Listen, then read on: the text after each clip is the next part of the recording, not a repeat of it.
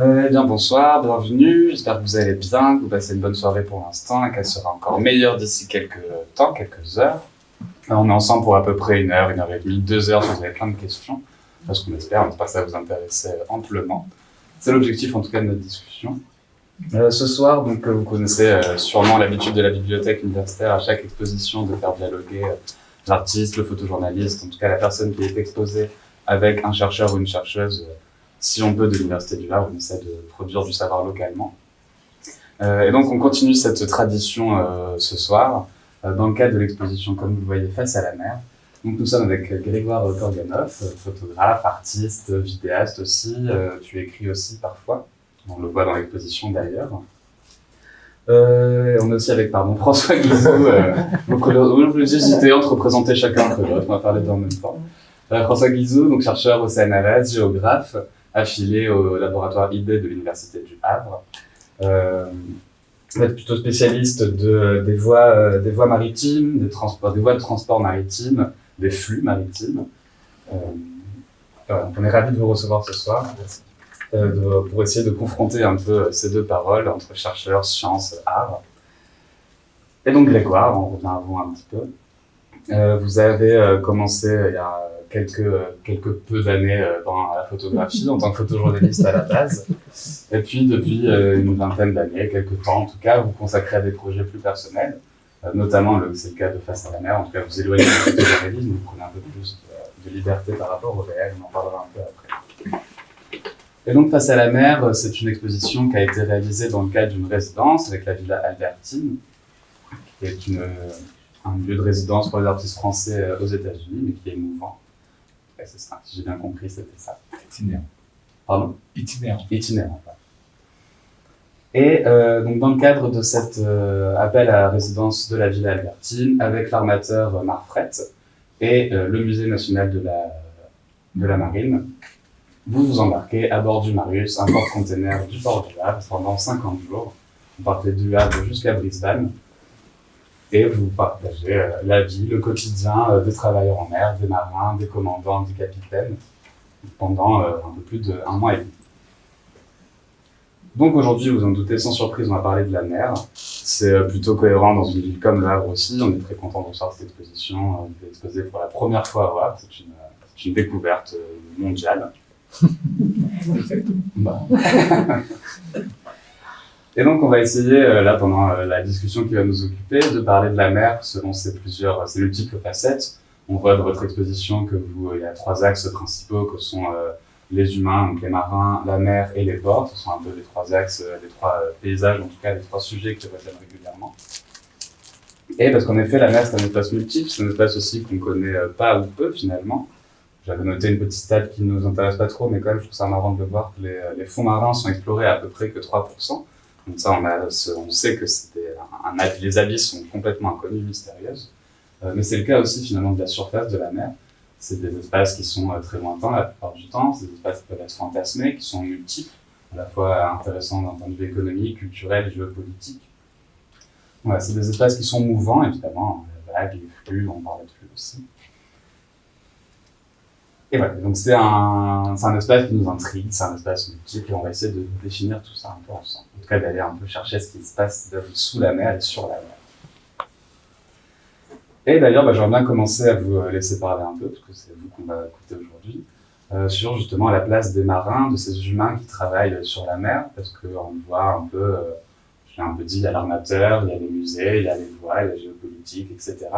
Donc il y a beaucoup d'enjeux dans ces espaces-là.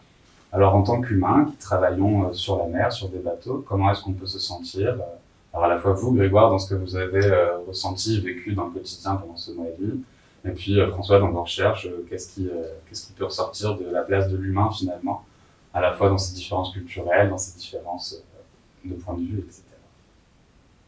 Grégoire, vous, François.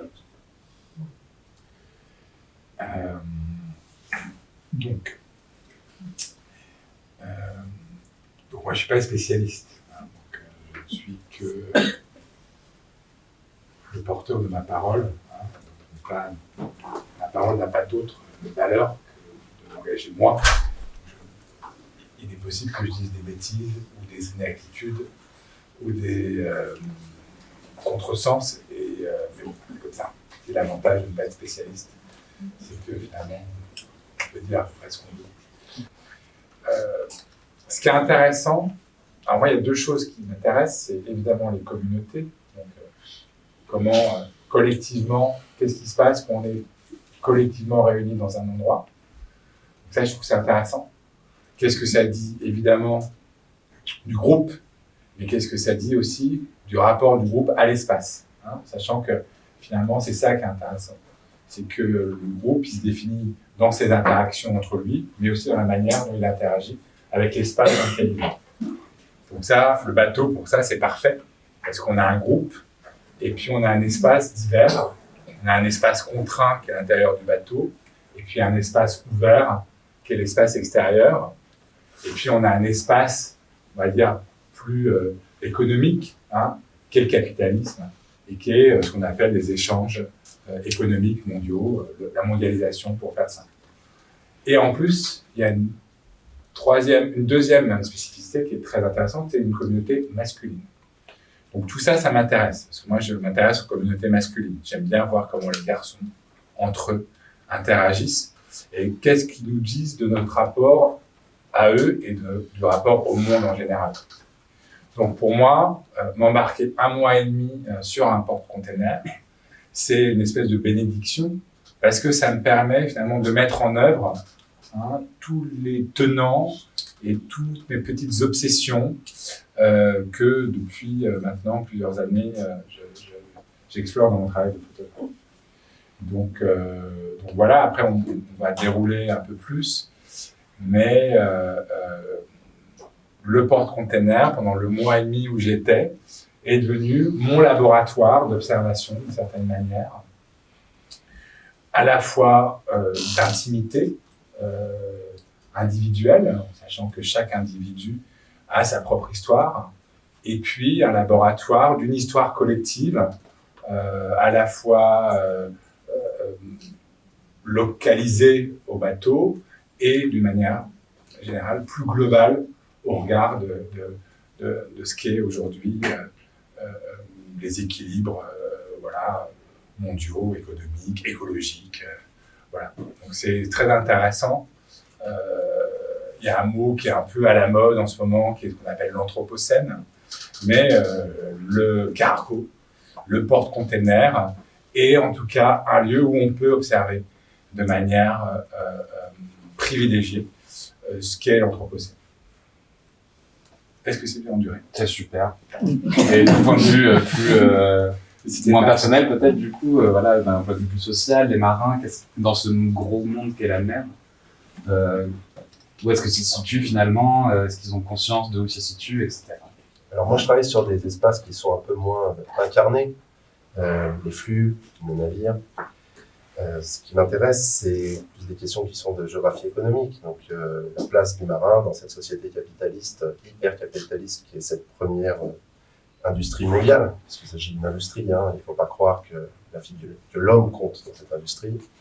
L'homme n'est qu'une variable d'ajustement. Hein. C'est un coût, mais c'est un coût marginal. Ce qui compte, c'est la vie du bateau, cargaison, fuel, passage.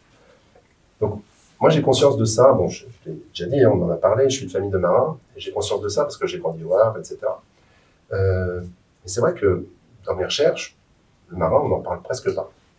Le marin, on en parle effectivement à la télévision, quand il y a un mort, quand il y a des pirates. Les accidents, il y en a tous les jours. Ils sont des accidents mortels. C'est un des métiers les plus dangereux. Donc on se retrouve, et je ne parle pas de la pêche, c'est encore plus dangereux. Donc on se retrouve finalement avec des figures qui sont assez fantasmées et qui sont plutôt exploitées au sens capitalistique du terme. Tout ça nous amène à une idée, c'est que finalement le bateau est l'enjeu principal. Le marin est un enjeu secondaire, je viens de le dire, et que finalement le marin existe-t-il? Personne ne voit le marin au quotidien. On voit le bateau, on ne voit pas le marin. Les seuls qu'on voit, c'est les gens sur les paquebots. Sinon, qu'est-ce qui se passe à la sortie du port? Ils sont tous à travailler, les marins. Vous voyez quoi, le gars qui va lâcher la marre? Voilà, c'est à peu près tout. Les autres sont à la machine, sont en passerelle, pardon. Donc voilà, moi je travaille sur des choses qui qui sont très désincarnés, et surtout sur des flux et sur des questions de sécurité, de sûreté sur ces flux. Et alors là, là où je travaille sur l'individu, c'est surtout sur le pirate. Et là, c'est en descendant à ce grain que ça m'intéresse. Et le pirate, qui peut être qui est un marin déjà, et un marin un peu atypique. Voilà. C'est vrai qu'on parle de marins depuis tout à l'heure, mais ça regroupe plein de réalités différentes. C'est juste histoire de marins, on parle de pêcheurs, il y a les pêcheurs, ceux qui travaillent sur les ports containers, c'est pas du tout le même travail, je suppose. Est-ce que voilà, dans un monde aussi qui est très hiérarchisé, là, sur un bateau c'est très hiérarchisé, il y a le commandant, le capitaine, les lieutenants, etc.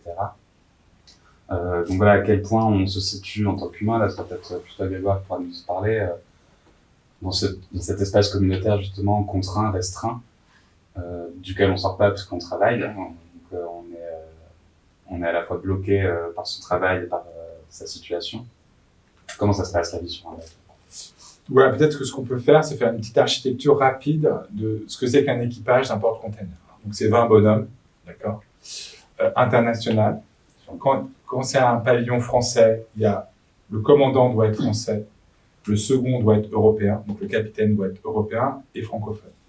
Sinon, le reste, c'est que de l'international. Moi, sur le bateau où j'étais, j'avais un commandant français, un capitaine français, puis un équipage international qui est composé selon les désirs de l'armateur. Donc là, j'avais principalement des gens d'Amérique latine, d'Amérique centrale, Salvador, Panama, Panaméens, Honduras. Donc c'est plutôt des endroits où il y a des marins, donc c'est plutôt des endroits de mer, évidemment. Il y a moins de Colombiens. J'avais des personnes du Sri Lanka, et puis tout ce qui est technique, donc la machine, c'était plutôt des gens d'Europe centrale ou d'Europe de l'Est, donc des Ukrainiens, des Bulgares, des Polonais, parce qu'il y a une grande tradition maritime dans ces pays. C'est une pyramide sociale, pas ni mieux ni pire qu'une autre. Je suis pas sûr que la pyramide sociale d'un cargo soit pire que celle de chez Renault, par exemple. Et donc il y a des OS, des gens en bas, et puis des gens en haut. Ceux qui ont du pouvoir sont en hauteur, ceux qui n'ont pas trop de pouvoir sont moins en hauteur. Ceux qui ont du pouvoir mangent mieux que ceux qui n'en ont pas. Ceux qui ont du pouvoir ont des plus grandes cabines que ceux qui n'en ont pas. Donc il y a là encore une organisation géographique, selon son origine, sa fonction, son ancienneté, tout en sachant que le Marius est un bateau très bien traitant. Donc c'est un bateau où, dans cette machine sociale, capitalistique, comme disait François, mondialisée, c'est plutôt un corps sain, d'accord? Donc moi, j'ai passé un mois et demi, je me suis pas dit, oh là là, mon Dieu, je suis au cœur de l'esclavagisme moderne, mais en effet, j'ai vu des gens qui étaient traversés par, évidemment, la question des rapports nord-sud, c'est que les patrons sont du nord, d'accord, bien payés, avec une sécurité de l'emploi assurée, avec une distinction assez nette qui est quand on est officier, on est payé qu'on soit en mer ou qu'on ne l'est pas. Quand on n'est pas officier, on n'est payé que quand on est en mer. Quand on est officier, on est employé par la compagnie. Quand on n'est pas officier, on est employé par des intermédiaires, des contractuels, etc., etc., etc. Voilà, je ne vais pas rentrer dans la plus en détail. Donc, évidemment, dans un équipage où vous avez des gens de pays différents, d'équilibre économique différents, il se rejoue évidemment une dimension plus locale, toutes les difficultés aussi que on peut traverser aujourd'hui dans notre société moderne où les équilibres sont en ce moment très comment dire, pas perturbés, mais se déplacent beaucoup. Non, mais je pense qu'il faut avoir conscience de quelque chose, et ça rejoint exactement ce que tu viens de dire. Il va en parler. Non. Je parle moins des marins que des bateaux. Et la question, c'est aussi dans ce spectre de l'emploi maritime, donc c'est d'où viennent les marins, c'est aussi le tiers-monde face au monde développé. Ça, c'est quelque chose qu'on voit très bien. Typiquement, un Philippin, il va être forcé de passer par un employeur et il peut être très qualifié, mais il va devoir, d'une certaine manière, payer pour travailler. Il va être dans une boîte qui va servir d'intermédiaire et l'armateur va avoir un contrat avec cette boîte pour pouvoir employer ces marins du pool de la compagnie à terre. Et ça, c'est intéressant parce qu'on se retrouve avec un choix de l'employeur qui va aller vers tiens, je sais que eux ils sont bons. Cette compagnie-là, elle me fournit des bons électriciens. L'autre, elle me fournit autre chose. Je sais que cette compagnie-là, ils recrutent bien parce qu'ils payent bien. Je sais qu'ils sont mieux formés parce qu'ils ont des diplômes de tel endroit et pas de tel endroit. Donc là, on est quand même sur vraiment une forme de mondialisation à l'extrême.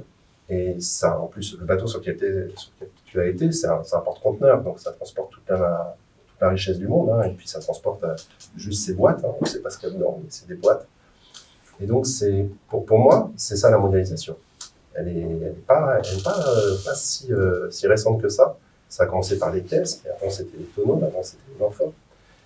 Mais voilà, c'est-à-dire dans les traces de la mondialisation, il y a aussi la trace sociale. Et la trace sociale, c'est la trace des rapports nord-sud en général, et notamment au niveau de l'individu, du marin.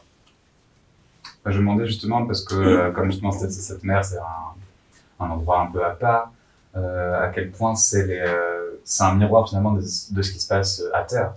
On parlait de groupes communautés, je sais que tu as travaillé aussi un peu en prison, Grégoire.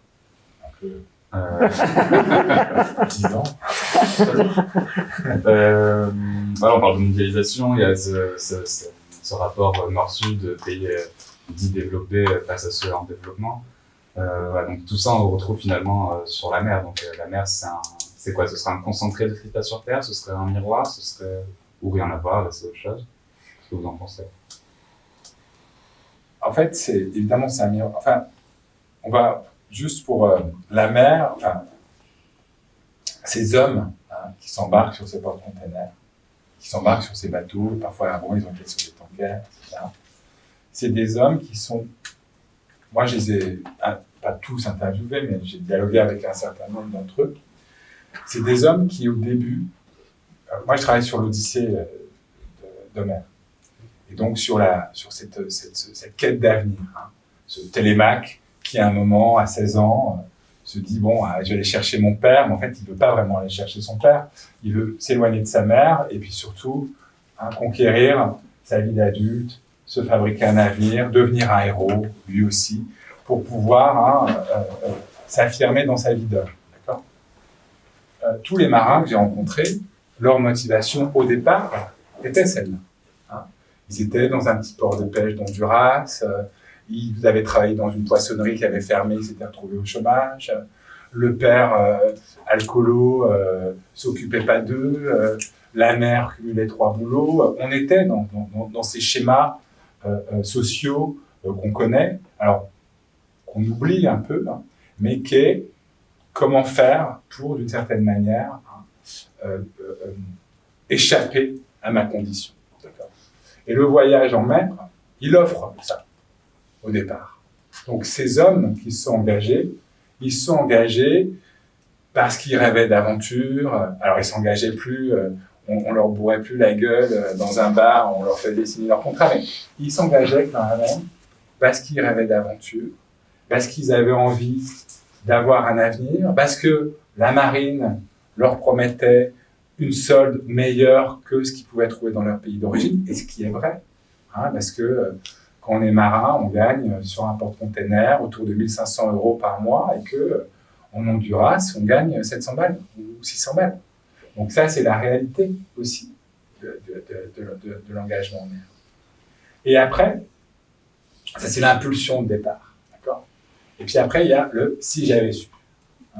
Le « si j'avais su », c'est la dimension déceptive du voyage.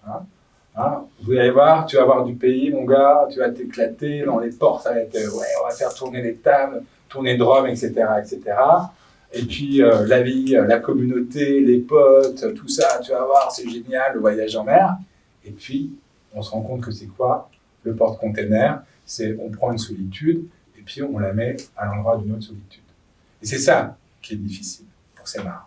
C'est que tout à coup, ils se rendent compte que ce rêve de jeunes qui vont goûter, toucher du doigt l'aventure, qui vont pouvoir s'inventer d'être des hommes libres, glorieux, héroïques, et finalement, ils sont les maillons d'une machine plus grosse qu'eux. Et que dans cette machine, ils n'arrivent pas à être autre chose que des hommes écrasés, contraints, abandonnés, délaissés, mal aimés, etc., etc., etc., etc. Et c'est très difficile à ce moment-là de faire perdurer cette vision romanesque du voyage. Et moi, en tant que photographe, je suis le témoin de ça. Alors que moi, mon romanesque à moi, il est intact.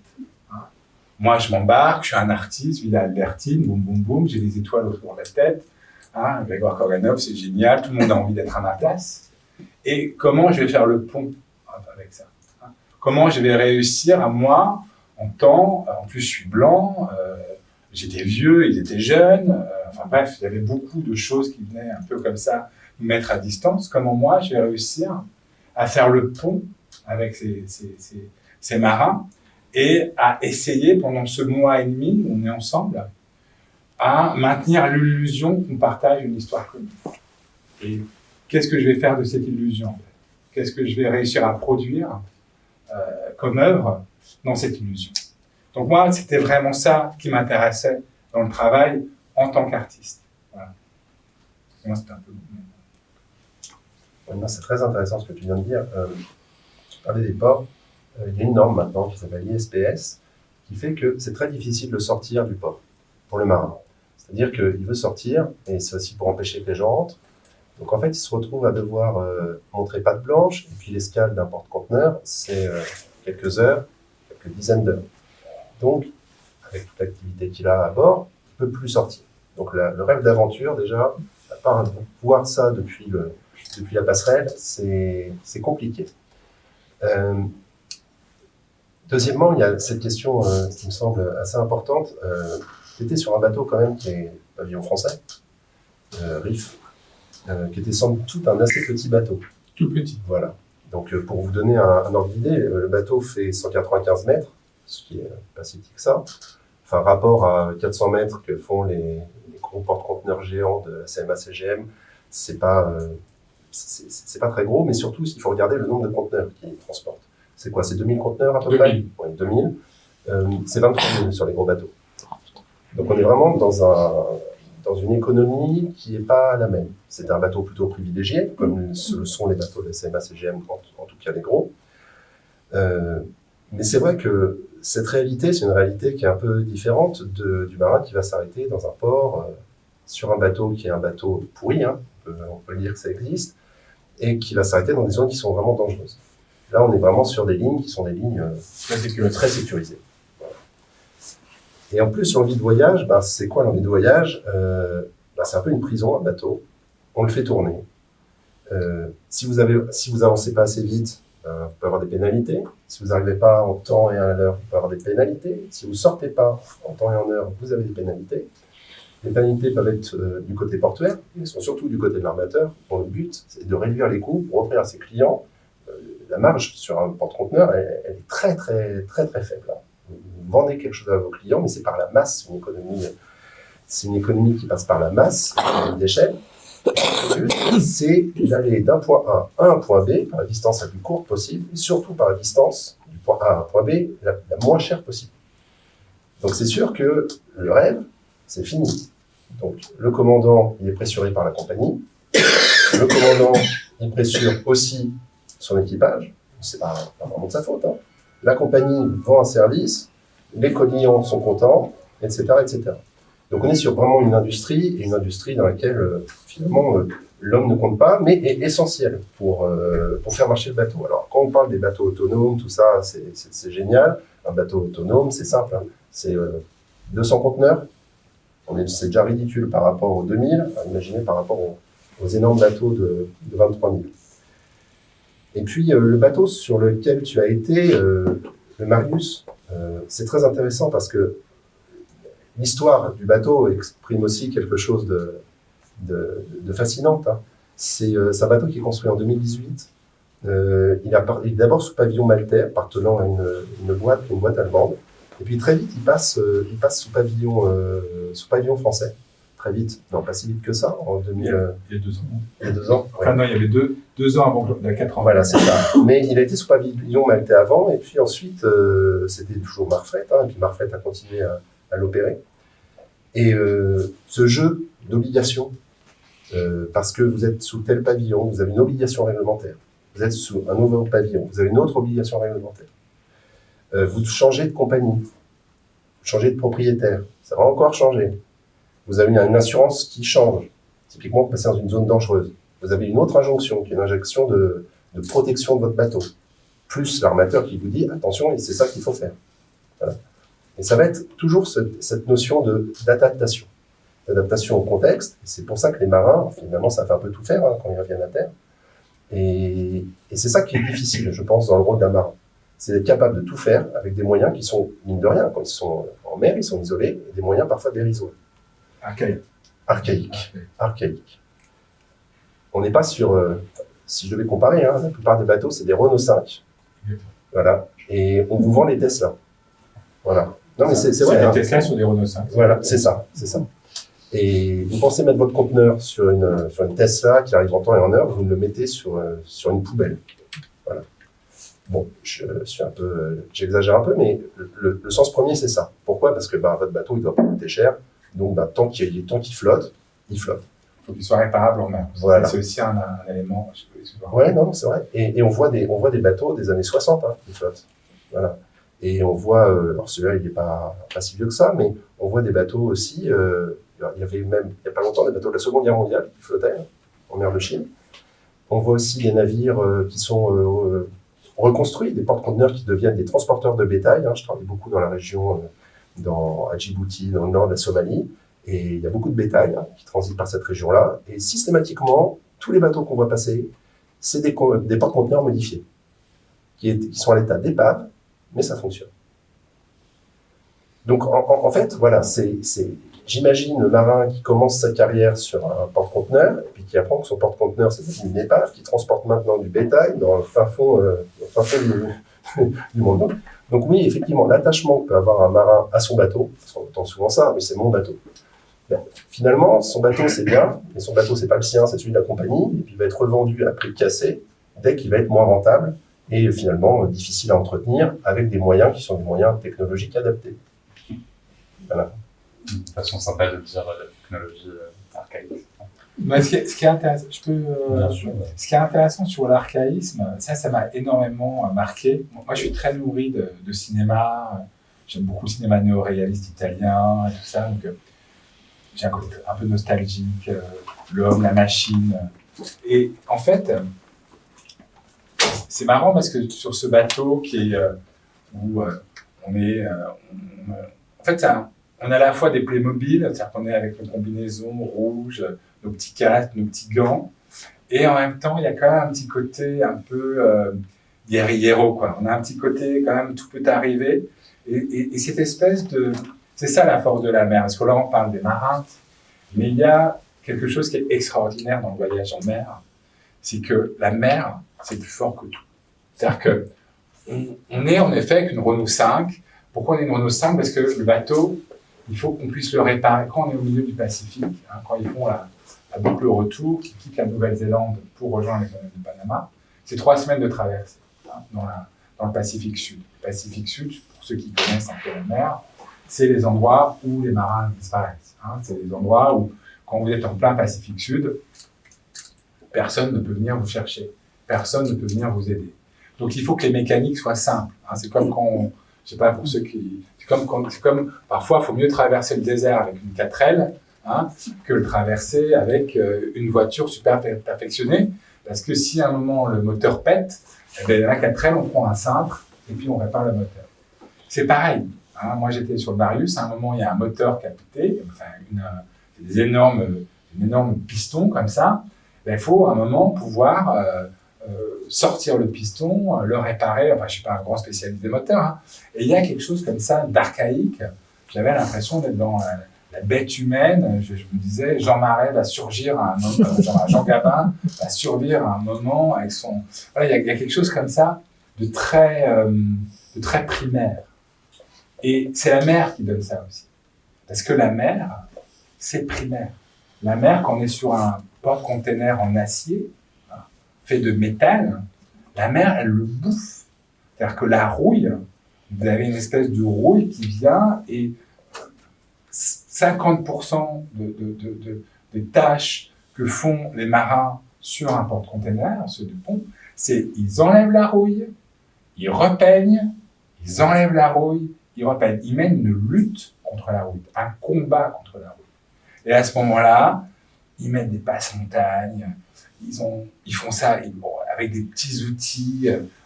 Donc on les voit avec des petites meuleuses, toutes petites, sur ces immenses porte-containers. Et cet archaïsme-là, ce décalage-là, en fait, c'est la mer qui donne ça.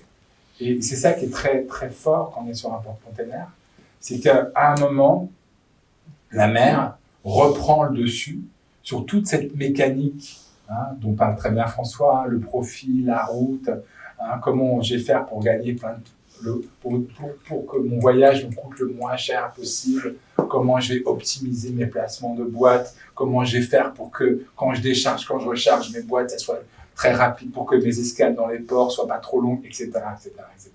Toute cette petite mécanique, en fait, elle est rompue par la mer. Et nous, on s'est retrouvés, et c'était extraordinaire, enfin c'était très fort, à un moment, 9 jours au mouillage à l'entrée du port de Brisbane, donc on était à quelques milles de Brisbane, parce qu'il y avait eu une grève des dockers, parce qu'il avait plu et que les quais étaient inondés, et qu'on ne pouvait pas débarquer. Et à ce moment-là, qu'est-ce qui se passe? On est 9 jours en mer, rien à foutre, il n'y a plus de rouille sur le bateau parce qu'on l'a déjà enlevé, et là, il commence à s'inventer quelque chose ensemble. En parlant d'invention, parce qu'on embrèche, on s'embarque dans cette brèche. Pardon, j'étais en train de faire mes notes. Oui, donc la fiction, la mer, c'est un espace. On a parlé de voyage, on a rapidement aussi parlé de la figure du pirate, on a parlé de cet archaïsme-là, de la mer comme élément primaire, qui est un peu le retour à la source, de Télémaque aussi, d'Ulysse. Donc la mer, elle.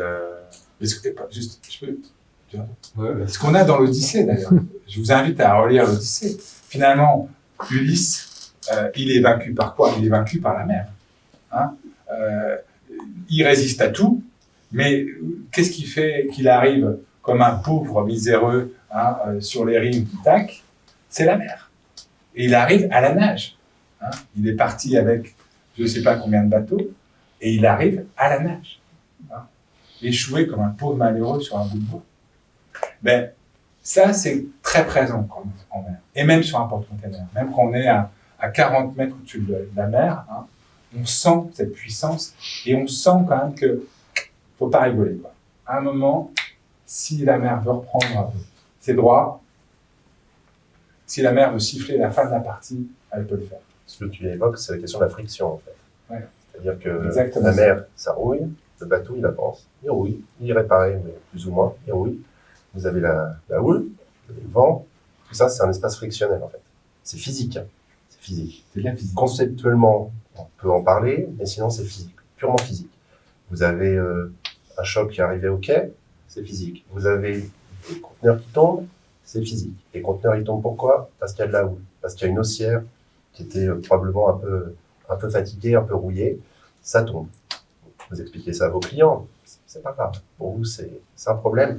Mais le bateau, le truc, c'est qu'il faut qu'il avance et le bateau, il s'use.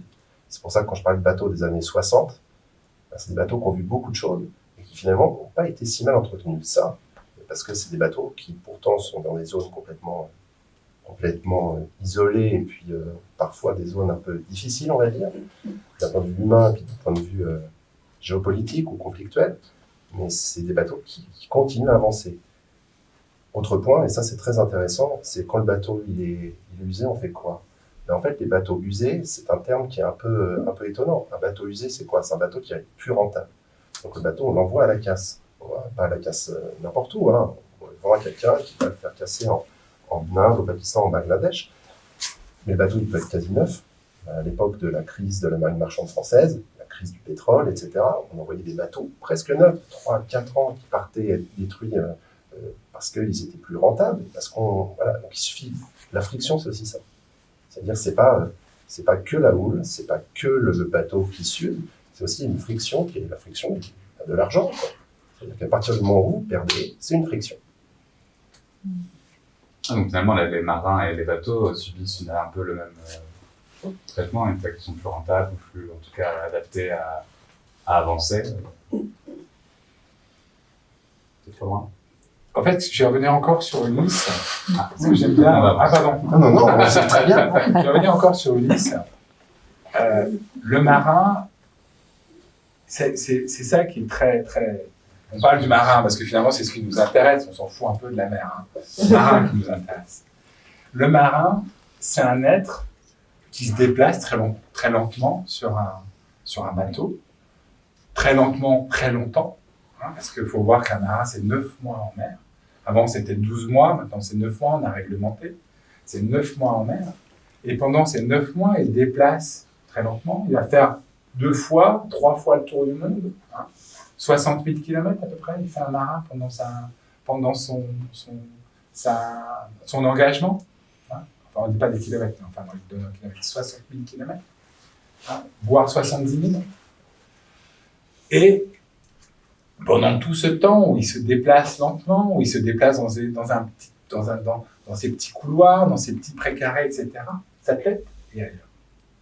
Sa tête, elle est dans la maison qu'il construit sur son île, dans sa famille qui est en train d'installer les guirlandes de Noël, et puis c'est le 7e Noël qu'il ne fait pas avec elle, et il imagine ce que ça pourrait être le Noël avec cette famille-là. Et donc, il a cette espèce de dissociation, à la fois entre sa réalité physique, celle de marin, à bord du porte-container, sa routine, il se lève le matin, il va gratter sa rouille, il va faire sa tournée pour être sûr que les containers vont bien, etc., etc. Et puis, tout ce temps où sa tête est ailleurs et tout ce qu'il va imaginer de ce qu'il va faire les 2 mois où il va à terre. Qu'est-ce que je vais faire les 2 mois où je vais à terre? Parce que c'est ça la vie d'un marin. C'est 9 mois en mer, 2 mois en terre, 2 mois à terre, 2 à 3 mois, ça dépend, ouais. Etc., etc. Et sa vie, elle est là. Et donc, c'est en ça qui est assez marrant, et tu parlais de la prison. J'évite de faire trop d'analogies entre la prison et les marins, parce que je trouve que ça dessert les uns et les autres. Hein. Mais il y a une analogie qui pourrait fonctionner. C'est que la personne détenue, quand elle est en prison, ce qu'on leur dit, hein, et ce que moi je leur disais quand ils étaient en prison, je leur disais, pense à dehors. Si tu veux que ta peine soit la moins pénible, pense à dehors. Voilà. Imagine à ce que tu vas faire dehors. Eh bien, c'est à peu près pareil les marins. C'est-à-dire que moi, quand j'étais avec les marins, ils ne me parlaient pas du tout de leur vie à bord. Ils ne me disaient pas du tout s'ils buvaient, s'ils fumaient, ce qu'ils faisaient. Non, ils me parlaient de leur vie dehors. Ils me parlaient de ce qu'ils faisaient avec leurs femmes, de ce qu'ils faisaient avec leurs enfants, de ce qu'ils allaient faire, de ce qu'ils auraient aimé faire, de ce qu'ils n'avaient pas fait, etc. Mais la vie à bord, on l'abordait très peu. Et c'est ça qui est très particulier. Et à l'inverse, est-ce que vous les avez revus à terre, les marins? Oui, la vie à terre. Parce que cette vie rêvée, une fois qu'ils sont à terre, à quoi ils pensent? J'en sais rien, c'est pas mon histoire. D'une certaine manière, c'était pas l'histoire que j'avais envie de raconter, mais en tout cas, c'est ça qui est assez. Donc, les frictions dont tu parles, voilà, après, elles sont à tous les endroits, en fait. Elles sont à tous les endroits. On va continuer à parler de fiction et non plus de friction, quoique. Peut-être que l'un et l'autre vont pouvoir se rencontrer. On va continuer sur la mer. Voilà, je vous disais, c'est un espace très porteur de mythologie, de légendes, de mythes, de fantasmes. Comment, alors à la fois en tant qu'artiste, on se situe face à cet élément gigantesque, primaire, qui a été beaucoup utilisé.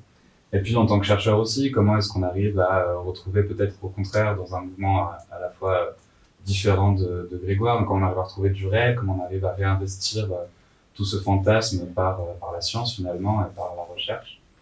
Voilà, est-ce que vous pouvez parler un peu de tout ça? Comment est-ce que toi, Grégoire, tu t'es placé par rapport à ça, face à cette mer? Et puis ensuite, toi, François, comment est-ce qu'on rattrape un peu toute cette mythologie en tant que chercheur, quoi? Alors, le rapport à la mer, c'est un rapport très particulier parce que moi, je suis un nageur en mer. Donc, hein, je suis un peu comme la mer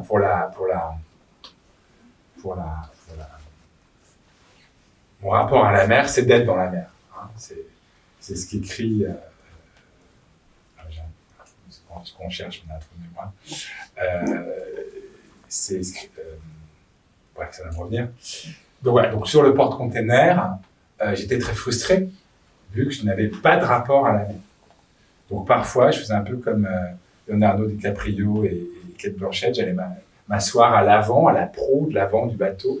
Hein, donc, sur le gaillard avant, il y a un porte-container, c'est un avant comme ça, très oblique. Hein, et il y a une petite avancée devant, et donc si on s'assoit et qu'on fait pendre ses pieds, on est vraiment au-dessus de la mer. C'est-à-dire qu'on a l'impression d'être un espèce comme ça d'avancée. Et puis, ce qui est très agréable quand on est devant le porte-container, c'est que comme le moteur est à l'arrière, on n'entend plus rien. Donc, le bateau avance comme ça, il glisse très lentement. On entend juste un peu les vagues qui viennent, alors selon la houle évidemment, qui viennent taper sur l'avant de la coque. On a le chant du bateau. Donc, le chant du bateau, c'est tous les métaux, tout ce métal qui grince, hein, parce qu'il y a une double coque. Il y a les containers qui bougent, donc on a une espèce comme ça de grincement, de cris, voilà. Si on a un peu de chance, on a les oiseaux. Donc on a les oiseaux, espèce de comment ils s'appellent déjà? Je t'avais demandé comment ils s'appelaient les oiseaux. Les becs de bassan là. Les feux de bassin. Voilà. Mais la mer, on la touche pas. Donc il y a bien une piscine d'eau de mer à l'arrière du bateau, petite piscine qui fait quelques mètres carrés, mais c'est très frustrant le rapport qu'on a à la mer quand on est sur un porte-container. On est à la fois la mer est là, mais elle est malgré tout inaccessible. Et en plus quand il y a les tempêtes, on n'a pas le droit de sortir sur les ponts, donc on peut même pas avoir les embruns qui nous fouettent le visage. Donc la mer, on est le spectateur immobile de cette mer qui se déploie comme ça à perte de vue devant nous. Et voilà. Et parfois, j'étais comme ça assis à l'avant et je me disais, qu'est-ce qui se passe si je plonge? J'étais comme ça, la mer m'attirait. J'avais envie de me jeter dans la mer. Je me disais... J'ai plongé, quelle mort fantastique, ça va être génial. Après, j'avais peur de passer sous le plateau, d'être broyé par l'hélice. Bon, évidemment, la réalité donnait, mais la mer, elle m'aimantait parfois tellement fort, hein, que j'avais envie de plonger dans cette mer. Voilà. Je ne l'ai pas fait. Mais c'était ça mon rapport à la mer. Et après, en tant que photographe, je la regardais beaucoup. Donc je la regardais à peu près 7 heures par jour, entre 7 et 8 heures par jour, et dans un espèce d'état, pas d'hypnose, parce que c'est trop fort, mais dans un espace en tout cas où le temps, la temporalité,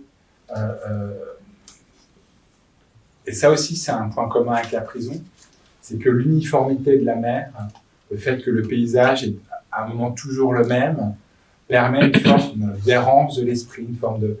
Tout à coup, on ne se détache pas totalement de son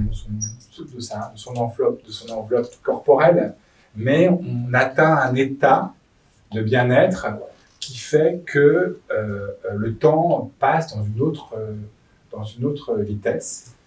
Et pour 7 heures par jour, j'ai fait 50 jours, 7 fois 50, c'est un très bon maths. Hein, 350. Donc 350 heures, j'ai regardé la mer à peu près, que ça soit un peu plus, et je ne m'en suis jamais lassé. À aucun moment, je me dis, oh, putain, j'en ai marre de regarder la mer. C'est un sujet à regarder un film. J'avais 1000 films dans mon ordinateur. 1000 films, j'avais demandé à un pote, il m'avait fait toute l'histoire du cinéma, depuis les années 40 jusqu'aux années 2000. J'ai pas regardé de film. C'est-à-dire que cette vision de la mer était quand même quelque chose qui m'a rempli totalement. Et j'avais vraiment conscience que cette expérience-là était unique et que je ne la revivrais pas. Donc j'avais cette espèce aussi de conscience de l'exemplarité de l'expérience et je voulais m'en remplir le plus possible. Alors moi, mon travail, c'est à la fois un travail de terrain, puis un travail après derrière mon ordinateur pendant de longues heures. Moi, je vais plutôt vous parler des cartes, en fait. C'est cartes, bases de données. Bon, on va se concentrer sur les cartes. Une grande partie de mon métier, c'est de faire des cartes.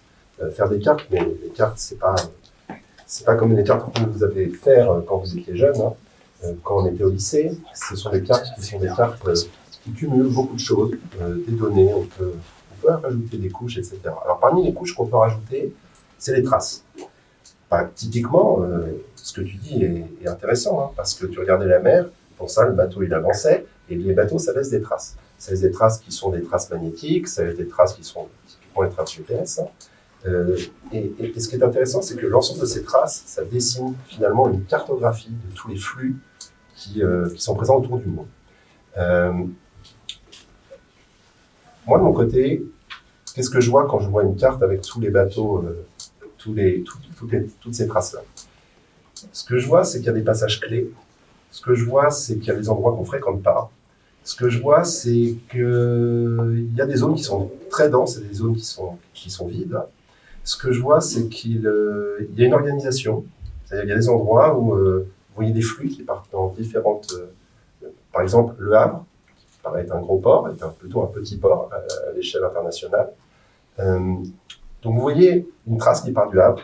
On vous dit en France, c'est le premier port. Les Havrais vont vous dire, c'est le premier port français. C'est évident, moi je vous dirais la même chose. Mais en fait, ça reste un petit port. Et si on regarde les traces qui partent des ports chinois, c'est très impressionnant. Beaucoup plus impressionnant que la trace qui part du Havre, et même plus impressionnant que ce qui se passe à Rotterdam. Et donc, l'analyse, elle est possible par les cartes. Et la carte, ça appelle aussi d'autres notions, hein, je veux dire, les pirates, carte au trésor, etc., la carte marine, etc. Tout ça, c'est très intéressant, mais c'est des cartes qui servent, ces cartes-là servent à la localisation. Nous, ce qu'on cherche, c'est des cartes qui servent à la situation, à apporter une pensée complexe autour de ces cartes. Alors, quand je dis pensée complexe, hein, c'est pas que c'est infaisable, loin de là, mais c'est mettre en situation et tourner, être malléable, de façon à confronter ça aux bases de données, confronter ça aussi aux expériences personnelles. Parce que moi, mes cartes, quand je les fais, c'est parce qu'avant, j'ai fait du terrain, que je connais bien le terrain, que je connais bien les ports en question, que j'ai vu comment le port fonctionnait, parce que il se trouve que j'ai une passion pour les bateaux, je connais beaucoup de bateaux, et quand je vais, je sais pas, à Djibouti, les bateaux, je peux presque les appeler par leur nom, parce que je les connais extrêmement bien. Tout ça pour dire que, finalement, ce rapport au réel, qui est finalement traduit par les cartes, c'est aussi un rapport finalement fictionnel. Fictionnel parce que moi, ce que je représente, c'est pas la vérité, c'est pas la réalité. Ce que je représente, c'est une représentation à un instant T, avec parfois du dynamique, T plus 1, T plus 2, mais c'est jamais la réalité. Donc la science, c'est jamais la réalité. Je veux dire, même les équations, c'est pas la réalité. Quand je vois mes collègues géographes qui nous montrent des équations fabuleuses, c'est très intéressant, mais c'est pas la réalité. La seule, j'ai envie de dire, on travaille toujours avec un temps de retard. Et ça, c'est très intéressant. C'est-à-dire que nous, on travaille, quand bien même vous êtes géographe, vous pensez travailler dans l'actualité, ou vous faites de l'histoire immédiate, vous travaillez toujours avec un décalage. Parce que moi, je crois qu'on ne peut pas tellement anticiper les choses. Bien malin celui qui pensait que la piraterie, ça avait disparu. Bon, preuve en est, ça a été hyper fort dans les années 2000, puis ça réapparaît tranquillement à la faveur de la crise des missiles. Bien malin celui qui pouvait dire il y aura une crise des missiles en mer Rouge, et parce que finalement, le trafic maritime il est hyper important, rien ne l'arrêtera. La piraterie ne l'a pas arrêté. Mais les missiles des Houthis, ça l'a fortement perturbé. Mais finalement, le réseau s'est il y a eu des problèmes, ça a coûté de l'argent. Mais le réseau, quand je regarde une carte, il s'est bien adapté. Donc ça veut dire qu'il est largement résilient. Bon, il n'y a pas le choix, hein, les compagnies, toutes les données, toutes les denrées du monde traversent les océans finalement. Hein. Donc il y a une importance. Et en fait, quand on regarde ces cartes, on se rend compte de quoi? En fait, c'est un peu la traduction de notre pensée. Quand bien même on est un bon scientifique, quand bien même on travaille sur des données qui sont fiables, quand bien même, en fait, on apporte ce truc en montrant notre travail. Moi, j'accorde une importance très, très forte à l'open science, donc la science libre est pour tous, et à la reproductibilité de mes données. Donc, je fais des choses qui sont très simples. C'est-à-dire, un enfant de 3e pourrait faire la même si je passais une journée avec lui pour le former. C'est déjà beaucoup de choses. Donc, finalement, on voit bien que le travail d'un géographe, le travail d'un scientifique, c'est un travail qui est un travail de diffusion, un travail de représentation, comment montrer une carte, comment la rendre parlante. Et puis, c'est un travail qui doit être le plus large possible. Et en ce sens, je pense que les scientifiques et les artistes se ressemblent pas mal. Malgré deux univers totalement différents, hein, je pense qu'on est tous dans la représentation. C'est très intéressant ce que tu dis, parce que je t'entendais parler de la science et je me dis que je pourrais parler exactement de la même manière de la photographie. Moi, aujourd'hui, ma photographie, j'essaie qu'elle soit le plus simple possible. J'essaie de la débarrasser de tous ces oripeaux, de toutes ces choses qui peuvent l'alourdir. Donc, et en même temps, je veux qu'elle soit accessible, c'est-à-dire qu'on puisse la recevoir à chacun à des degrés différents, mais de manière universelle. Alors, c'est un peu prétentieux de dire que je veux qu'elle soit reçue de manière universelle, mais... Et en même temps, je la simplifie, mais je veux pas qu'elle soit simpliste. C'est-à-dire que je veux pas tomber dans des schémas caricaturaux ou symboliques, ou d'une certaine manière, je vais utiliser des espèces de codes un peu comme ça, qui vont la rendre sucrée ou je sais pas trop quoi. Donc, je la simplifie, donc elle prend une forme d'aridité, donc elle devient un peu plus aride, un peu plus rugueuse. Hein. Et en même temps, j'essaye que cette rugosité n'effraie pas, mais qu'au contraire, elle puisse permettre au spectateur, celui qui va la voir, de se l'approprier. Donc elle doit être rugueuse, mais pas tranchante. C'est-à-dire que quand on se l'approprie, il faut qu'elle puisse être d'une certaine manière absorbée par l'autre. Et cet autre, je le connais pas. Hein. Parce que moi, quand je suis sur mon bateau, que je lis l'Odyssée d'Homère, que je pense à Renoir, à Carnet, enfin à la bête humaine, je ne sais pas si c'est Renoir ou Carnet, machin, mais c'est pas possible. Machin, je n'ai pas la prétention, évidemment, que celui qui va lire mes photographies ait ces références-là. Ça serait totalement absurde. Donc, ce sont mes références à moi, c'est ce qui me motive à faire mes photographies, mais il faut au moment où je fasse la photographie que tout ça disparaisse. En fait. Et je ne sais pas comment toi tu travailles en tant que cartographe, mais en fait, c'est ça qui est intéressant, c'est de faire qu'à un moment, l'image, en fait, on a l'impression qu'elle a son statut autonome. Elle est là, elle existe, mais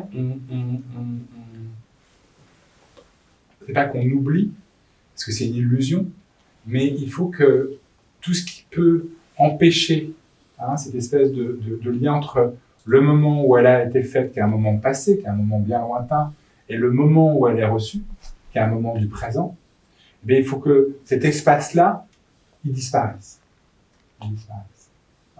Et c'est ça qui est assez intéressant quand on travaille sur des thématiques aussi existentielles que le voyage en mer, parce qu'on est au cœur de l'existentialité. C'est je pars, je suis loin des êtres aimés. C'est en ça que Homère et l'Odyssée est un texte remarquable. C'est qu'il est remarquable parce qu'il résonne avec notre existentialité. C'est aujourd'hui, 3000 ans après, 3000 ans, peut-être c'est des milliers d'années après que ce texte ait été écrit, il résonne de manière très forte, encore aujourd'hui, avec les questions qu'on se pose. Et sur le bateau, au cœur de cette mondialisation, au milieu de tout ce que tu dis, finalement, il y a une forme d'essentialité que moi, en tant que photographe, ça m'intéresse de travailler. Voilà. Et tu parlais de la fiction, en fait. La fiction... Pardon ? Tu voulais en parler ? Non, vas-y, on va pas tarder à cette question. Voilà. Et la fiction, en fait, c'est ça, en fait. La fiction, c'est ce qui permet aussi de venir rendre le discours accessible. C'est-à-dire que, finalement, pour revenir encore à l'Odyssée, dans l'Odyssée d'Homère, tout est fictionnalisé. C'est-à-dire qu'on ne sait pas si c'est vrai ou si c'est pas vrai. On ne sait pas si... Et d'ailleurs, qu'est-ce qui fait la force d'Ulysse ? C'est que c'est un super monteur. C'est un super conteur d'histoires. C'est un mec qui sait très très bien raconter des histoires, qui sait très très bien inventer des choses. Quand il est avec le Cyclope, il lui raconte une histoire. Il lui raconte des choses totalement inventées, etc., etc., etc. Et bien, ce qui est intéressant dans la fiction, et évidemment qu'on est sur un porte-container, et évidemment qu'on est en mer, c'est que c'est un lieu de fiction. C'est probablement un des plus beaux lieux de fiction. Moi j'ai quelque chose à dire quand même sur nous la structuration typiquement de nos travaux. Donc il y a, vous savez, introduction, ensuite c'est revue de littérature, terme pompeux pour dire qu'on reprend les travaux des autres un à un et puis on essaie de s'en inspirer. Après j'ai s'en inspirer pour construire quelque chose et montrer la plus-value qu'on a. Et ça, c'est très pénible. C'est pénible parce que, justement, on part de choses qui ne sont pas forcément réelles, on part de beaucoup de fiction. Et finalement, on dit un peu la science. Mais c'est les normes, et avec les normes, en fait, on est obligé de suivre ces normes si on veut être publié et validé par ses pairs. Et le problème principal, c'est qu'on en oublie la créativité. Et ça, c'est un souci. Sur les questions maritimes, typiquement, il y a une ou deux doxas. Il ne faut pas trop s'en éloigner si on veut être publié. Ça, c'est un problème, parce qu'on ne peut pas inventer des choses qui sont vraiment nouvelles, faire penser en dehors du cadre, sans avoir... on ne peut pas changer les choses en partant de choses qui existent déjà, qui sont normatives et qui sont finalement assez tristes. Pour finir, super mot de la fin. Non, mais moi j'ai déjà une question en ce moment. Oui. Quelle est la doxa ? Quelle est la doxa ? La doxa, elle est simple. La doxa, c'est que le monde est en développement, tout se passe très bien, et les lignes entre la Chine et l'Europe se renforcent, et ça se renforcera toujours, et que les accidents, c'est des accidents de parcours, et que la mondialisation va toujours dans le même sens, c'est-à-dire plus d'intégration. En réalité, il y a des flux, il y a des reflux, il y a des effondrements. Mais ça, je pense qu'à l'heure actuelle, on n'est pas... ça tend peut-être à des choses qui sont... Je ne veux pas encore une fois être pessimiste, mais je pense que quand même, les crises, notamment la crise climatique, peut poser des problèmes. Le canal de Panama, pourquoi il y a des problèmes avec le canal de Panama ? Parce qu'il y a des sécheresses. Pas assez d'eau. Il n'y a pas assez d'eau. Enfin, là, ils ont commencé les travaux. Voilà, mais il y en a il y a beaucoup d'argent et beaucoup de temps. Donc voilà. Donc en fait, croire que tout est immuable, que la croissance est immuable, je pense que c'est se mettre le doigt dans l'œil. Mais c'est le boulot des géographes de critiquer la doxa, justement. Justement, mais disons que si vous voulez être publié, une bonne partie de choses que vous allez forcer d'écrire, et voilà. Et je suis particulièrement peu publié à cause de ça. Voilà.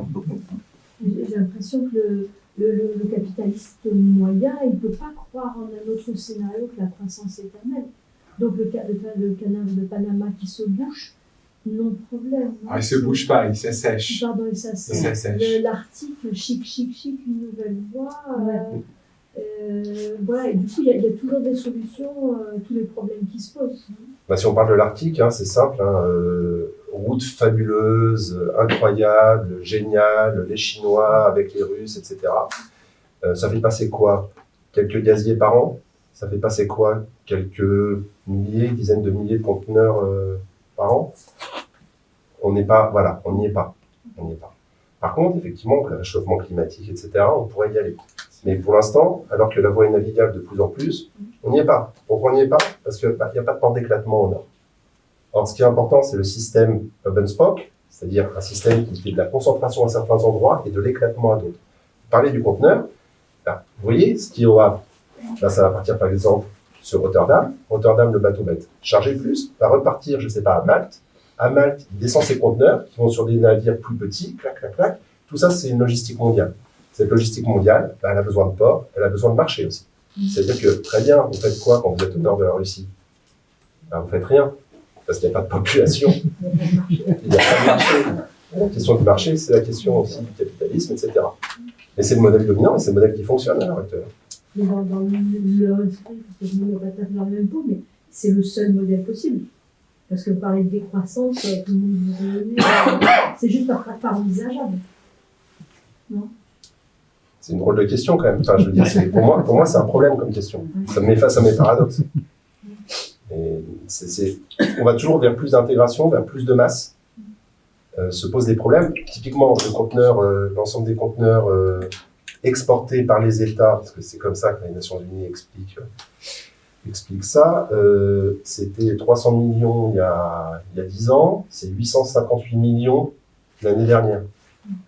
Bon ben voilà. Avec un nombre de bateaux qui n'augmente pas. Avec un nombre de bateaux qui n'augmente pas, par contre la dimension des bateaux, elle augmente. Ce qui force aussi... C'est 5000 porte-containers. Voilà, c'est ça. Et ce qui force aussi une concentration. C'est-à-dire que vous n'êtes pas sur les réseaux, vous n'existez pas.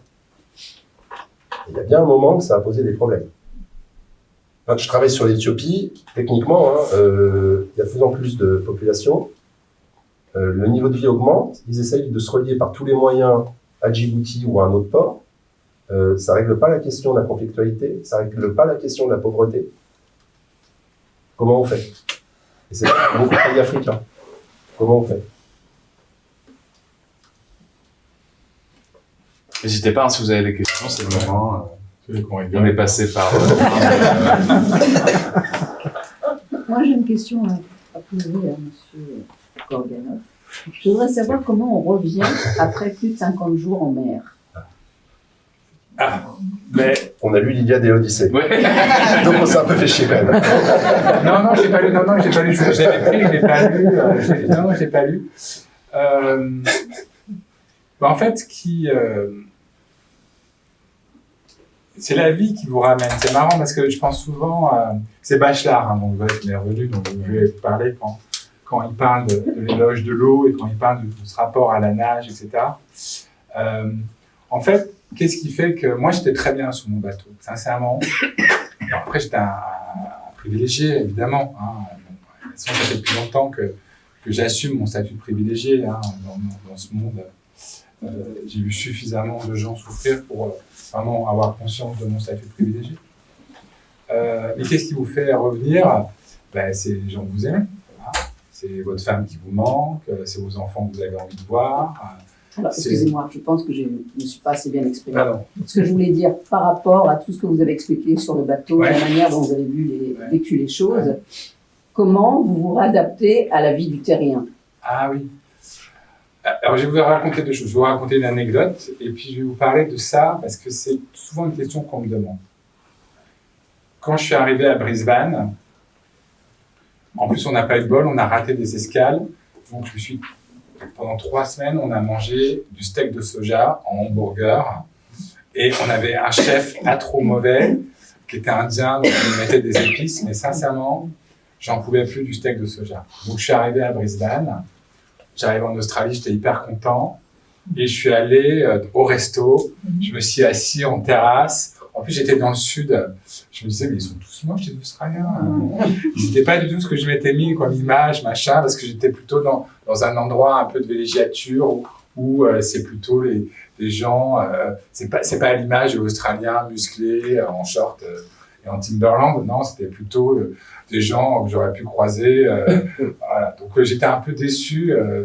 J'étais pas trop dépaysé. Donc je me suis assis au resto, j'ai pris une pinte de bière et un énorme morceau de viande et j'ai mangé avec un appétit d'ogre. Et j'ai été malade pendant 2 jours. Parce qu'évidemment, après 3 semaines de steak de soja, et pas d'alcool, mon estomac n'était pas très bien préparé. Et après, il y a quelque chose que j'ai appris en tant que photographe, ou réalisateur, c'est cette espèce d'immense faculté que j'ai d'amnésie en fait. C'est-à-dire que je peux vivre des histoires extrêmement intensément au moment où je les traverse, où je suis sur le bateau, où tout à coup je touche du doigt une réalité exceptionnelle, et puis quand c'est fini, c'est fini. Parce que sinon, je peux pas rapporter chez moi tout ce que j'ai emmagasiné durant le voyage. Et je vais vous donner, pour essayer d'être bref, quand j'étais en prison, parce que j'étais en prison, les 10 années où j'étais en prison, au début j'avais envie, c'était trop lourd pour moi à porter. J'en pouvais plus de ce malheur, quoi, de voir ces gens écrasés, cette espèce de machine qui broyait des destins, cette espèce de fatalité de la misère, cette manière dont la prison venait réguler la misère. J'ai l'impression que j'allais être asphyxié par tout ça. Et donc je rentrais chez moi, dans mon petit intérieur bourgeois, vous voyez, avec mes amis, et puis je leur parlais de la prison.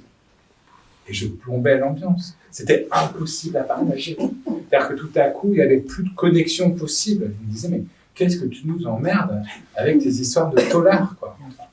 Et donc j'ai appris ça, et donc j'ai appris avec le temps que ce qu'on vit dans le moment, cette intensité, ces paysages marins incroyables, ces heures passées à regarder la mer, à partir du moment où j'ai posé le pied à terre, je m'en suis dépossédé. Ça n'existait plus.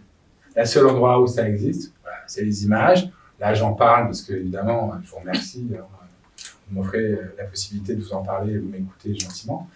Mais en fait, c'est des choses dont on se défait finalement très facilement. Mais ça, c'est très variable selon les photographes ou les photojournalistes, d'accord. Très variable, c'est très personnel, ça. Peut-être, oui. Après, moi, je suis pas, je rentre pas, je suis un photographe en pantoufle. Vous voyez, je vais pas, voilà. Ah non, parce que la prison, c'est pas du tout en pantoufle. Oui. Non, mais... Même ça, c'est pas en pantoufle. Mais c'est des choses dont on se défait, en fait. Mm. Parce que, en tout cas, moi, c'est comme ça. Oui. Qui m'habite, et que dont je me...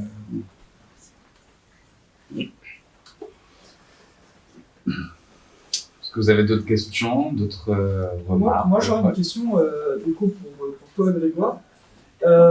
C'est comment tu as fait pour t'intégrer dans ce navire, avec les marins, comment tu as vu? Parce que c'est presque un travail sociologique finalement. Ah oui, totalement. Oui. C'est pas plus que quasiment anthropologique. Mais est-ce que ça a été dur? Est-ce que ça t'a pris du temps ou ça s'est fait presque naturellement parce que vous étiez là et c'était fatalement que vous étiez ensemble?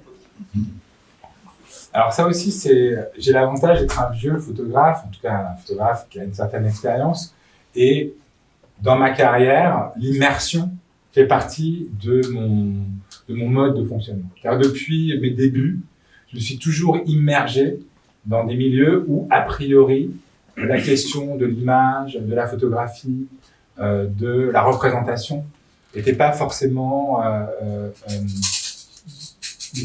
légitime, tu vois. Donc j'ai appris que l'appareil photographié, c'était pas un but, que j'étais un corps étranger souvent, et que comme tout corps étranger, quand je pénétrais un organisme, ou quand je m'immersais dans un organisme, il fallait que la greffe prenne. D'accord ? Je racontais ça. Au début, moi, j'étais bercé par les récits des photographes de guerre. J'avais commencé par la photographie de guerre. Mon modèle, c'était Capa, donc j'avais dans ma tête cette phrase si tu crois avoir la bonne distance, fais 3 pas parce que tu n'es pas assez près. Donc j'avais besoin d'être comme ça, très proche, d'être au contact, de toucher, d'avoir un rapport comme ça très organique, de sentir le souffle, l'odeur, etc. Et puis avec le temps, avec l'âge, l'expérience, j'ai commencé à reculer un peu, à prendre un peu de distance, à me dire que finalement, c'est pas forcément nécessaire d'être au plus près pour pouvoir être au plus juste.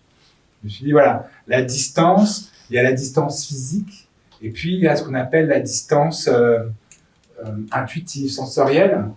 Et j'ai redécouvert un peintre que j'aime beaucoup, qui s'appelle Georges de Latour, et qui, lui, parlait du seuil. Il disait, quand on veut parler de l'intime, il faut se poser au seuil. C'est-à-dire qu'il faut se mettre à la limite où on est à la fois dedans et à la fois dehors. Il faut se mettre à une zone fragile qui est ce qui fait la frontière entre le moi, ce que je suis, et celui qui me regarde. Et donc, c'est ce que j'ai essayé de faire avec les marques. Et c'est d'ailleurs pour ça que si tu regardes l'expo, il n'y a pas d'images photographiées de proches. Les gens sont toujours dans une espèce de distance qui fait qu'ils ont un espace propre qui leur permet, qu'ils peuvent incarner. Et Georges de Latour, il en parlait bien, il y a une exposition en ce moment à Paris, parce que c'est un des premiers peintres qui a commencé à peindre les scènes en entier. On voyait les pieds, les jambes, etc., etc., etc. Et donc moi, aujourd'hui, je crois que le fait de travailler sur cette distance où je suis un peu plus sur le seuil, tu vois, comme si j'étais un peu au chevet de ce que je regarde, ça fait que sans doute, j'arrive mieux aujourd'hui à m'immiscer dans des univers où, en effet, l'appareil photo va être problématique. Parce que le problème du porte-container et des univers clos, c'est que si tu as rejet, c'est foutu. Si tu as un mec qui te dit « Moi, je veux pas être photographié. Moi, je veux pas te parler. Moi, je veux pas être en image. » Lui, il va te le dire. Il va parler avec les autres. Et sur 20 bonhommes, tu ne peux plus faire de photos. Si je peux rebondir. En fait, c'est la même chose quand tu fais du terrain. Tu sais, t'es jeune, tu commences, t'as ton enregistreur, t'as tes petits calepins, etc. Puis ensuite, tu te confrontes au terrain à des gens qui sont clairement pas la même culture que toi, puis tu comprends la réalité. Déjà, tu demandes aux gens s'ils veulent bien se faire photographier. 100% des cas, c'est non. Parce que ça représente pour eux l'image de la dictature, par exemple. Ou pour d'autres, c'est plus spirituel. En fait, tu apprends au fur et à mesure que, franchement, certaines méthodologies, en fait, ça ne marche juste pas, quoi. Et qu'il faut prendre du temps, être tranquille, rencontrer des gens. Puis au bout d'un moment, tu obtiens des choses qui t'intéressent. Jamais en se servant des gens, toujours en expliquant exactement ce que tu vas faire. Ça sera publié, ça sera, voilà, ta photo, si tu acceptes, elle peut être dans quelque chose. Et puis là, tu as des liens de confiance. Et ces liens de confiance, il faut du temps pour les établir. Il faut prendre du recul. Je pense que ça, c'est tout à fait vrai. Il faut se poser la question de qui tu es, où tu es, prendre du recul et se poser la question de comment eux, ils peuvent me percevoir. Une forme de flexibilité.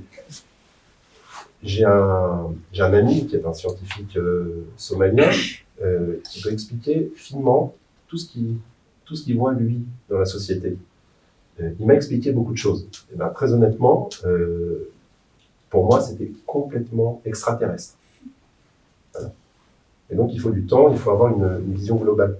Si tu n'as pas une vision globale, cette espèce de connaissance, je ne vais pas remonter jusqu'à Humboldt, etc., mais cette espèce de connaissance large pour pouvoir travailler sur le spécifique. Et après, juste pour revenir sur la distance, ce qui a beaucoup changé, c'est le téléphone portable.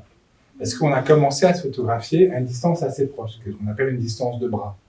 Je me photographie ou je photographie mes potes, et donc c'est une distance de bras. Et donc tout à coup, et en plus, les supports étant petits, Instagram, des supports verticaux, ils ont induit une forme de distance rapprochée dans les images. Je photographie les détails de mon assiette, je photographie les détails de mon maquillage, je photographie les détails.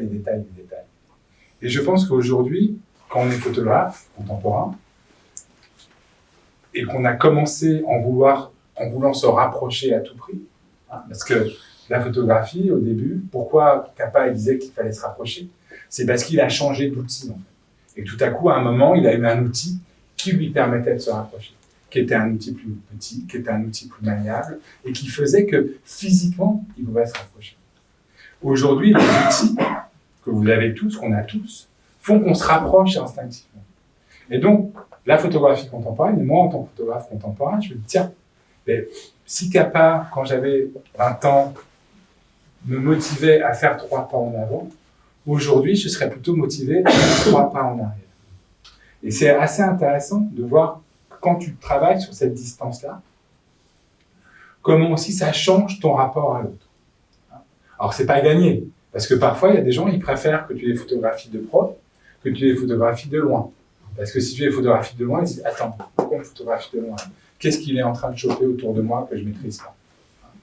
Mais en tout cas, voilà, c'est assez intéressant de cette histoire de distance. Je ne sais pas si ça répond totalement à ta question. Mais sur le téléphone portable, c'est sûr que c'est un problème. Enfin, je vois que tout le monde, hein, dans les pays en développement, etc., tout le monde a un téléphone portable. Okay, personne ne sait à quoi il sert. C'est-à-dire, est-ce qu'il est en train de filmer, est-ce qu'il est en train de photographier, etc. Même pour moi, je ne le sors jamais. Parce que même quand je veux prendre une photo, c'est compliqué. Dans un contexte compliqué, ça peut être des contextes bêtes, quoi. Prendre quelqu'un sur un marché. Ça peut être compliqué. Et le truc, c'est qu'il y a cette tentation. À l'époque où j'ai commencé le terrain, j'avais un appareil photo Sony et il fallait vraiment faire la démarche.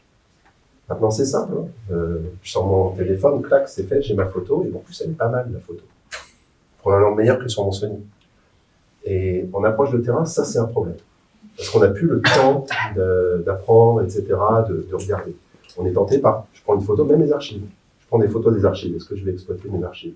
Non, ça n'a rien à voir entre enregistrer les photos et exploiter les archives. Donc finalement, ça se ressemble pas mal. J'en sais rien. Quelle bonne idée ce genre de discussion. Quel hasard. Vous avez d'autres questions?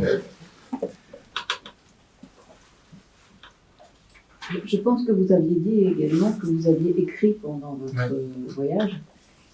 Est-ce que vous comptez mettre ces écrits, les publier ou non? C'est chose faite. C'est chose faite. Alors, c'est de l'écrit.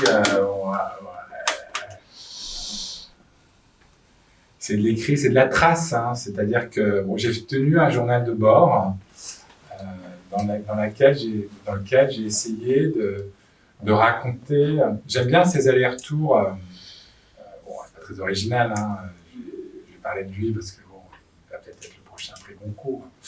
Mais j'aime bien Emmanuel Carrère, par exemple, cette manière dont il a de faire l'aller-retour entre ce qu'il nous raconte du monde et ce qu'il nous raconte de lui. Voilà, j'aime bien. Et ça aussi, dans la photo, c'est quelque chose qui est très important chez moi, dans ma pratique. C'est cette circulation qu'il y a entre ce que je vois, ce que je ressens. C'est-à-dire, comment faire pour que ce mouvement, en fait, soit le plus vivace possible. Alors, vivace, ça ne veut pas forcément dire qu'il est très rapide ou très ample, mais j'aime bien, même quand c'est une très légère vibration, j'aime bien, donc j'essaye dans l'écrit, avec mes petits talents, de faire la même chose. Donc c'est un récit qui s'appelle journal de, comment ça s'appelle, journal de bord, ou je m'en rappelle, où je raconte, pas tous les jours, parce que ce serait un peu ennuyeux, où je raconte à la fois comment je me sens, qu'est-ce que je vois, et qu'est-ce que les autres me disent d'eux. Voilà, donc c'est des portraits de marins qui me parlent, voilà, de leurs histoires, de leurs amours, de leurs enfants, de leurs peurs, de leurs fantômes. Chronique de 50 jours de mer. Ouais, chronique de 50 jours. Je parle aussi de ce que c'est que regarder un coucher de soleil, de la trouille que je me dis, est-ce que je photographie ou est-ce que je photographie pas? Parce que je sais que si je photographie un coucher de soleil, quand je vais le ramener, on va me dire, vraiment, Corganov, maintenant il fait des couchers de soleil. Voilà, donc de toutes ces hésitations en fait, parce que la mer c'est beau, quoi. Sincèrement, c'est super beau. Et le beau, c'est le piège du photographe. C'est vraiment photographier le beau, il n'y a rien de plus ennuyeux. Il faut mieux photographier le lait, un rond-point, je sais pas, mais photographier un coucher de soleil. Et donc, cette espèce d'hésitation, alors c'est un truc un peu très égocentrique, hein, parce que bon, on s'en fout un peu. Mais voilà, donc j'essaye à la fois de donner accès à ce que c'est que être artiste sur un bateau, parce que moi je voulais assumer pleinement le fait que j'étais un artiste sur un bateau, je voulais pas faire croire que j'étais autre chose. Et puis, voilà ce que je vous disais, qu'est-ce que j'arrive à choper de ces histoires, de ces fragments d'histoire, de ces marins, ouais, qui me touchent. Hein, ils me touchent parce que leurs histoires me touchent. Donc c'est dans le livre. C'est un livre d'artiste. Alors, il s'appelle Face à la mer, le livre. Bon, il n'y a pas de titre, là. Et en fait, c'est des laporélos, ce qu'on appelle des laporélos, donc des piliers comme ça. Il y a la galère, chez Bois. Et il y a un petit journal dedans qui s'appelle Chronique de 50 jours de mer, dans un papier très, très fin. Comme ça. Et là, vous avez de quoi. Donc Mélanie Roger qui vous parle, et donc mon épouse. C'est donc une des raisons pour lesquelles j'étais très content de quitter le bateau après 50 jours de mer, j'avoue. Hein. Et aussi, on travaille ensemble, et donc elle a participé à toute la construction et toute l'élaboration de ce projet, de l'exposition, du livre. Donc voilà, on a travaillé ensemble depuis le début de la jeunesse de ce projet, même sur l'écriture du projet quand on l'a soumis à la Villa Albertine. Enfin, un grand merci à vous pour cette exposition que j'ai trouvée vraiment superbe. Merci beaucoup, merci François. Merci à toi. Ouais, je crois qu'on va s'arrêter là. Merci. Désolé, il y a déjà un moment. Merci François, merci Grégoire d'avoir su participer à cette J'ai une discussion. dernière question. Ah, bon, bah, Est-ce c'est l'autorité. C'est pas comme ça. Est-ce que vous avez publié, non? Est-ce qu'on peut lire un peu vos écrits ou Vous tapez mon nom sur Internet, tout est en accès libre. Sur Anne. Oh là là. Ou ailleurs. Je me rappelle. Voilà. François Guizou. D'accord. Voilà. Son nom est écrit. Voilà. Mais il est écrit sur le carton. Voilà, sur le carton. Et c'est gratuit. Oui. Louis, Voilà. C'est la différence entre les artistes et les scientifiques. merci pour votre attention. Merci pour votre attention. Bonne soirée, bon temps.